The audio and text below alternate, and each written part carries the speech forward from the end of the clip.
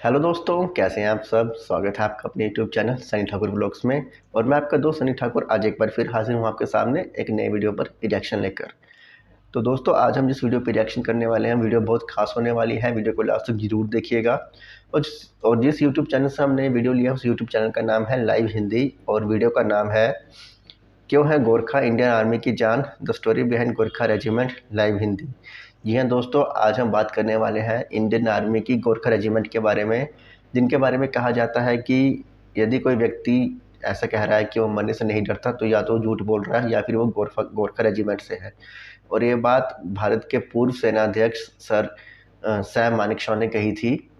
तो आज हम इन्हीं गोरखा रेजिमेंट के बारे में बात करने वाले हैं कि रेजिमेंट कैसे काम करती है और पिछले कितने साल से भारतीय सेना में सेवाएं दे रही है।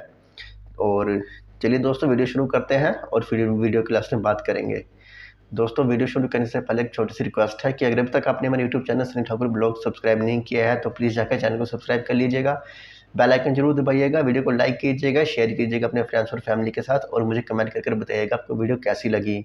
और जो वीडियो का ओरिजिनल लिंक है वो मैं आपको डिस्क्रिप्शन में दे दूंगा, आप जाकर ओरिजिनल वीडियो भी देख सकते हैं। साथ में इनका जो यूट्यूब चैनल है लाइव हिंदी जरूर चेकआउट कीजिएगा, इनके चैनल को भी सब्सक्राइब जरूर कीजिएगा दोस्तों। तो चलिए दोस्तों, वीडियो शुरू करते हैं और फिर वीडियो के लास्ट में बात करेंगे। स्टार्ट। यदि कोई व्यक्ति हाँ, कहता है कि वह मरने से नहीं ये डरता, तो गोरखा वह है। या तो झूठ बोल रहा है या फिर वह गोरखा है। ये शब्द पूर्व भारतीय हाँ, सेना अध्यक्ष सैम मानेकशॉ के द्वारा गोरखा रेजिमेंट के सिपाहियों के लिए कहे गए थे। दरअसल गोरखा वो सिपाही हैं जिन्हें भारतीय सेना की आन बान और शान माना जाता है, और उनकी बहादुरी के किस्से सिर्फ भारत ही नहीं बल्कि पूरी दुनिया में मशहूर हैं। तभी तो उन्हें दुनिया के सबसे खतरनाक और सबसे जाबाज सिपाहियों में शुमार किया जाता है।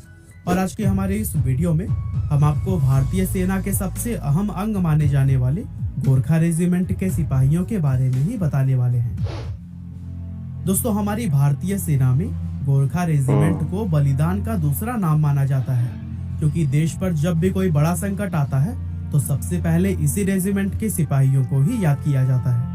अपनी वीरता के लिए पूरी दुनिया में मशहूर गोरखा के निडर सिपाही देश के लिए हर समय अपनी जान के बलिदान देने के लिए तैयार रहते हैं।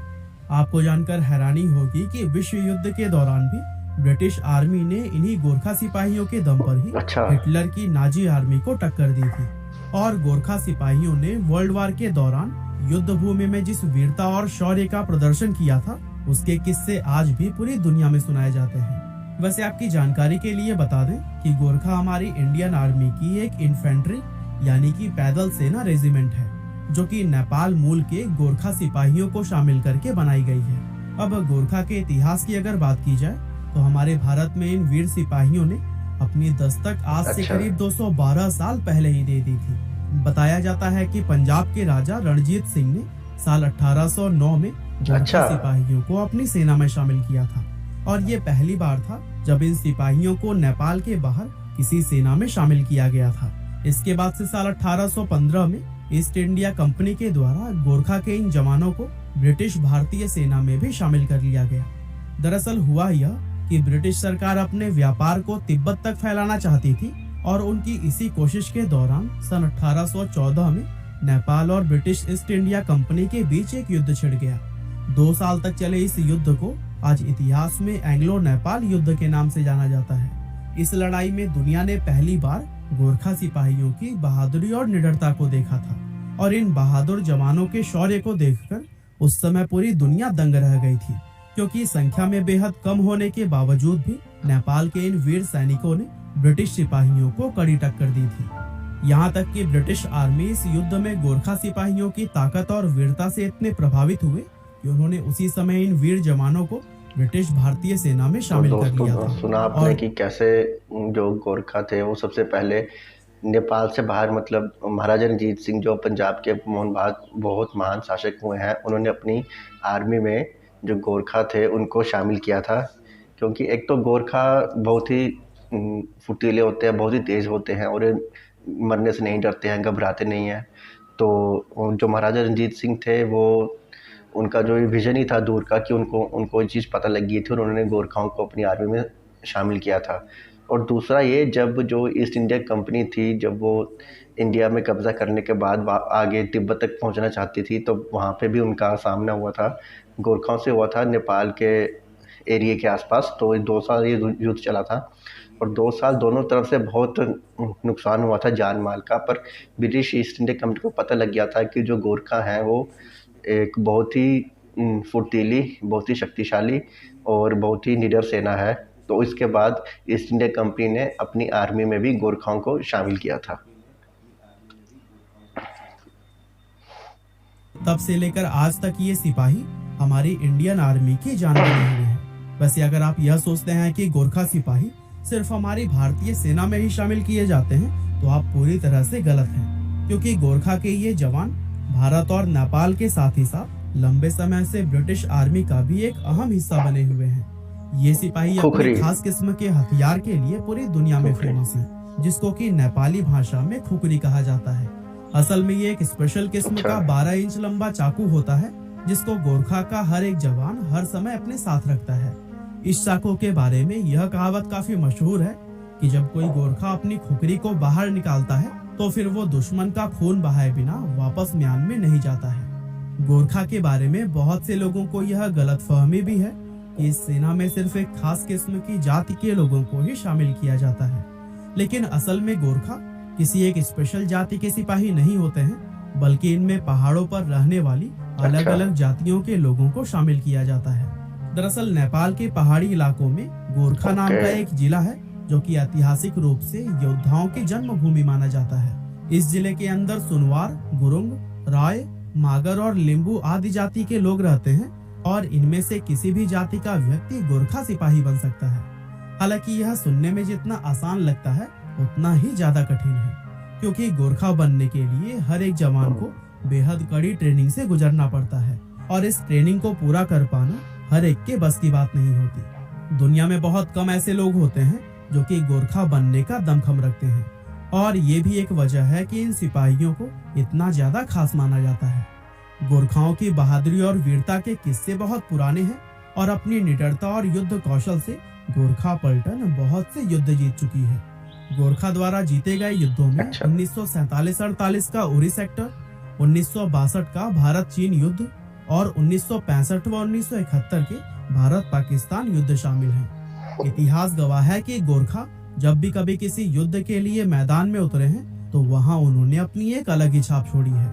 आपको जानकर हैरानी होगी कि गोरखा के जवानों ने अंग्रेजों के लिए विश्व युद्ध में भी भाग लिया था, और उन दोनों ही महायुद्धों में इन वीर जवानों ने अपनी बहादुरी व युद्ध कौशल से पूरी दुनिया को हैरान कर दिया था।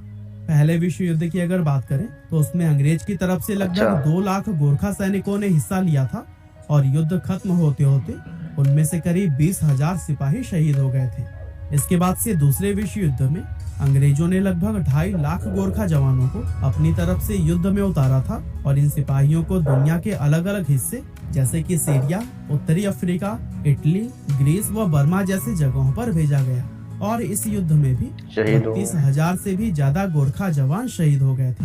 लेकिन पहले वर्ल्ड वॉर की तरह ही दूसरे वर्ल्ड वॉर में भी गोरखा जवानों ने अपनी बहादुरी व शौर्य से पूरी दुनिया को हैरान कर दिया था। यहाँ तक कि इस युद्ध में गोरखाओं की वीरता के बहुत सारे किस्से आज भी इतिहास में दर्ज हैं, जो कि अक्सर लोगों द्वारा सुनाए जाते हैं। इनमें सबसे फेमस किस्सा लक्ष्मण गुरुंग नाम के एक गोरखा का है, जिन्होंने अपने अकेले के दम पर ही 200 जापानी सिपाहियों का सामना किया था। हालांकि इस मुकाबले में वह बुरी तरह घायल हो गए थे, लेकिन फिर भी वह पीछे नहीं हटे और पूरी बहादुरी से दुश्मनों का मुकाबला करते रहे।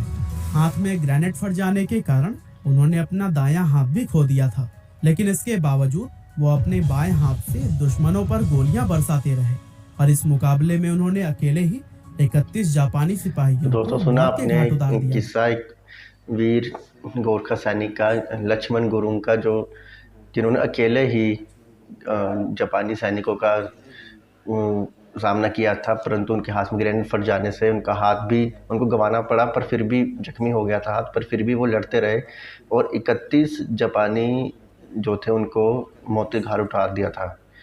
तो ये जो गोरखा रेजिमेंट है, ये जो ब्रेवरी है, ये इनके खून में ही है शुरू से।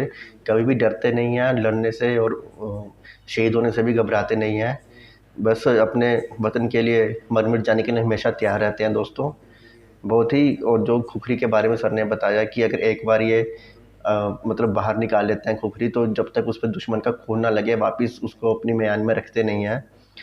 तो बहुत ही खतरनाक रेजिमेंट है दोस्तों गोरखा की। चलो कंटिन्यू करते हैं वीडियो आगे। जबकि बाकी के बचे सिपाही उनकी निडरता और बहादुरी को देखकर वहां से भाग खड़े हुए थे। अच्छा। और दोस्तों लक्ष्मण गुरुंग की तरह ही लोगों के बीच में कैप्टन गुरुबचन सिंह सलारिया की वीरता का भी किस्सा काफी फेमस है।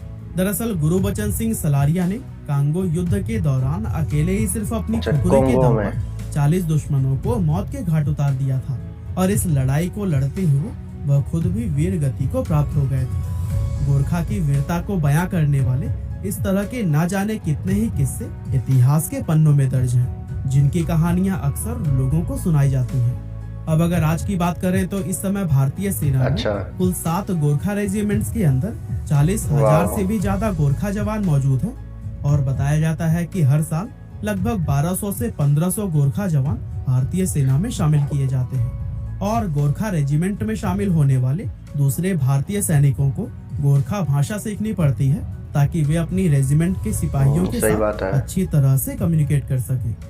गोरखाओं में शुरुआत से ही दशहरे के दिन भैंस की बलि देने की एक प्रथा है, जिसको कि आज भी हर गोरखा पलटन में निभाया जाता है।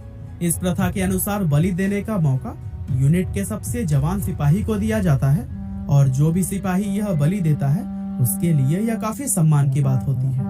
अब दोस्तों इस बात में कोई शक नहीं है कि हमारे देश की रक्षा और सुरक्षा के लिए जैसे जैसे बलिदान गोरखा सिपाहियों ने दिए हैं, उनके लिए हमारा देश और हम सभी हमेशा ही आभारी रहेंगे। तो दोस्तों हमारी आज की इस वीडियो में बस इतना ही था।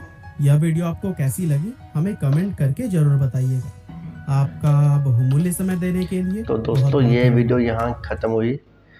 आपको वीडियो कैसी लगी मुझे कमेंट्स में ज़रूर बताइएगा, क्योंकि वीडियो बहुत ही अच्छी थी। गोरखा रेजिमेंट के जो वीर जवान थे उनके बहादुरी के किस्सों से भरी हुई। और जो सर ने बताया कि जब भी दशहरा होता है तो जैसे इंडियन आर्मी में भी 7 गोरखा रेजिमेंट्स हैं, तो उनमें दशहरे वाले दिन गोरखा रेजिमेंट में बलि प्रथा देने का एक वो कल्चर है, जिसमें वो भैंसे की बलि देते हैं और वो बलि वो देता है जो उस रेजिमेंट में सबसे यंग जवान होता है, और उसके लिए काफ़ी रिस्पेक्टेड बात होती है बलि देना। तो दोस्तों गोरखा रेजिमेंट तो है तो वाकई में बहुत ही ज़बरदस्त, बहुत ही खूंखार रेजिमेंट से कहा जाता है। दुश्मनों को पता लग जाए कि सामने गोरखा रेजिमेंट खड़ी है तो वैसे ही उनके हौसले आते वैसे पस्त हो जाते हैं। इतनी खतरनाक रेजिमेंट है ये। और जो इनकी खुखरी है वो इतनी तेज़ है कि अगर एक बार लग जाए तो दुश्मन का जो गला है वो तो कटना लाजमी ही है, वो तो कटेगा ही कटेगा। इतनी खतरनाक इनकी खुखरी होती है। 12 इंच का साइज़ होता है, मतलब चाकू के जैसी होती है, बट उसको मोल्ड किया जाता है खुखरी की शेप में। और खुखरी जो है वो नेपाली भाषा का शब्द है। और क्योंकि गोरखा रेजिमेंट मूल रूप से जो गोरखा है एक नेपाल में एक डिस्ट्रिक्ट है, तो वहाँ से जो इनकी अलग अलग वो सरनेम वाले जैसे गुरुंग और भी हैं, तो वो सब गोरखा रेजिमेंट में आते हैं। और उसके अलावा मतलब गोरखा रेजिमेंट में कोई भी आ सकता है, इंडिया से भी नेपाल से भी। फिर उन्हें गोरखा रेजिमेंट में आके वहाँ गोरखा लैंग्वेज सीखनी पड़ती है ताकि वो ठीक से कम्युनिकेट कर सके अपने रेजिमेंट के साथ। तो दोस्तों वीडियो बहुत ही अच्छी थी। आपको वीडियो कैसी लगी मुझे कमेंट्स में जरूर बताइएगा, और मैं आगे किस वीडियो पे रिएक्शन लेके आऊँ वो भी मुझे जरूर बताइएगा। और मेरे चैनल सनी ठाकुर ब्लॉग्स को प्लीज़ सब्सक्राइब कीजिएगा, बेल आइकन जरूर दबाइएगा दोस्तों। वीडियो को लाइक कीजिएगा, शेयर कीजिएगा अपने फ्रेंड्स और फैमिली के साथ, और कमेंट करके मुझे बताइएगा मैं आपके आगे किस वीडियो पर रिएक्शन लेकर आऊँ। तो दोस्तों ये थी आज की वीडियो। मिलता हूँ आपसे नई वीडियो में, तब तक अपना ध्यान रखिएगा। Good bye.